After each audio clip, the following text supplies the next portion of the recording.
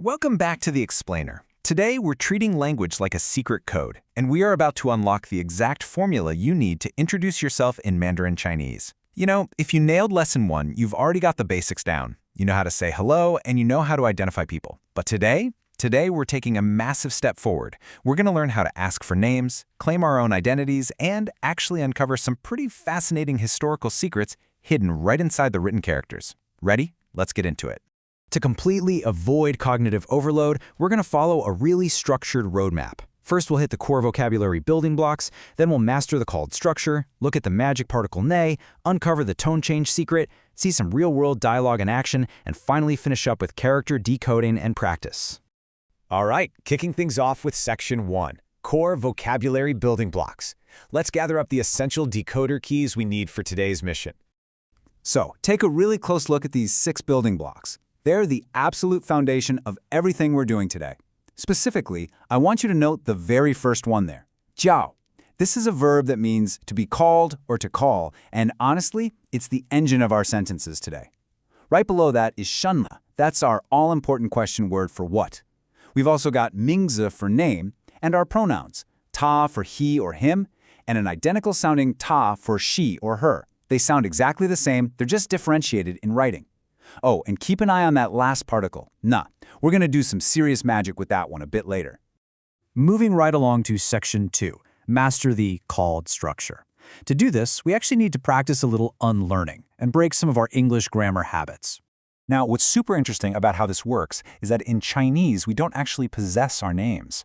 Think about it. In English, we say, my name is, right? We treat the name like an object we own.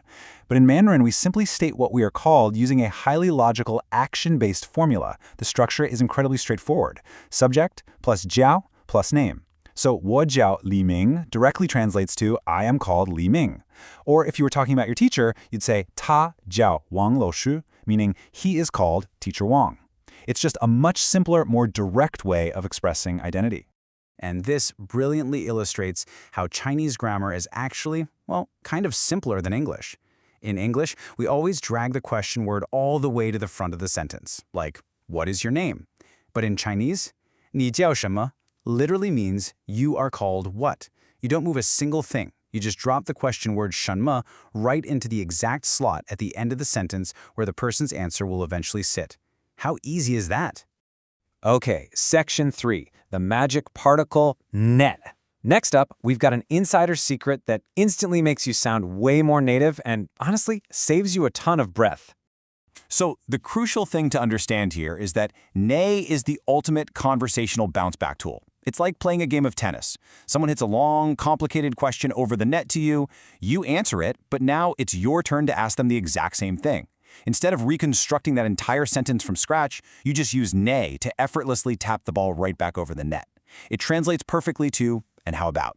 See, instead of restating the entire heavy question, you just attach ne to the pronoun and seamlessly flip the script back to your conversation partner. Look at this example. 我叫李明 I am called Li Ming. Then, instead of asking 你叫什么, which, let's face it, takes effort, you just say 你呢? And you?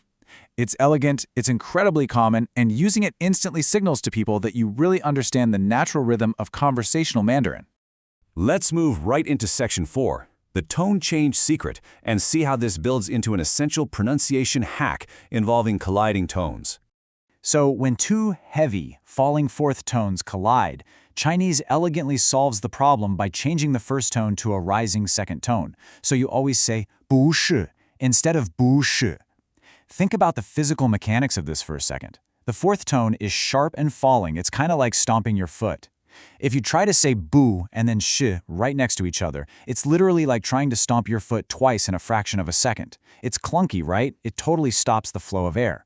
So the language naturally adapts. The first word swings up into a second tone to create momentum, turning bu shi into a smooth, rolling bu shi. Actually, scratch that. Just say it out loud right now wherever you are. 不是.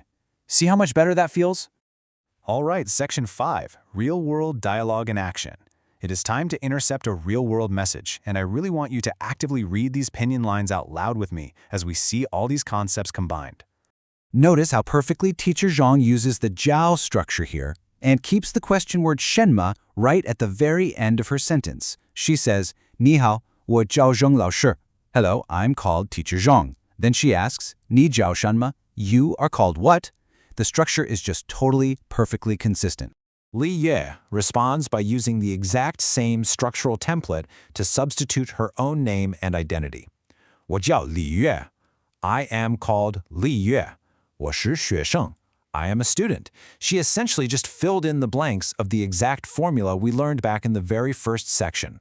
And look at how beautifully this wraps up our grammar lessons. It perfectly combines the bushi tone change secret with that ne magic particle right at the very end. The dialogue continues to clarify someone else's identity. 不，他不是老师. Listen to that smooth tone change there. 不是. No, she is not a teacher. 她是学生，她叫王芳. She is a student. She is called Wang Fang. And then, here comes the perfect dismount. Nina, and you? All of our puzzle pieces just snap together perfectly into this fluid, natural conversation. Finally, Section 6, Character Decoding and Practice. For our final step today, let's decode the written symbols themselves, which really operate like fascinating historical math equations. So, the character for called, jiao, features the mouth radical over on the left side, which makes perfect logical sense since, you use your mouth to call someone. See, Chinese characters aren't just random drawings. They're built from specific components that tell a story. That little square box on the left is the co-radical, meaning mouth. Whenever you see that square, you immediately know the character has something to do with speaking, eating, or making a sound. The right side is a phonetic and structural component. Put them together, and they create the action of calling out. I absolutely love this visual etymology. Picturing ancient people having to shout their identities in the pitch-dark evening makes the character for name completely unforgettable to me. The top part of the character is si, meaning evening or dusk. It kind of looks like a crescent moon, right? And the bottom part is our old friend, the mouth radical. Why? Because thousands of years ago, way before streetlights, when you were walking around your village in the evening and heard someone approaching, you had to use your mouth to call out your name in the dark so they knew who you were. So Ming, meaning name, is quite literally evening mouth. How cool is that? Okay, to wrap up this explainer, I have a little provocative homework challenge for you to decode on your own before we meet again. I want you to translate the English sentence, "What is his name?" into Mandarin Chinese. But wait, remember our rules. Do not translate his name directly. Think about the call to action structure. Think about our pronouns, and most importantly, do absolutely not pull that question word to the front of the sentence. Anchor it exactly where it belongs. I'll give you just a second to think about the formula. All right, if you successfully decoded that as Ta Jia Shima, you are officially ready for Lesson 3, where we'll expand into nationalities and truly put your new skills to the test. Ta for he, Jiao for is called, and Shima for what. He is called what? If you got that, your brain is successfully rewiring itself to the beautiful logic of Mandarin Chinese. Just think about how much culture and logic is packed into just these few short phrases, and imagine what other secrets are hiding in the characters we haven't even seen yet. So, review these slides, practice your character writing for Jiao and Ming to really lock in that visual memory, and whenever you're ready to uncover the next layer of the code, just reply with "Next." I'll see you in the next explainer.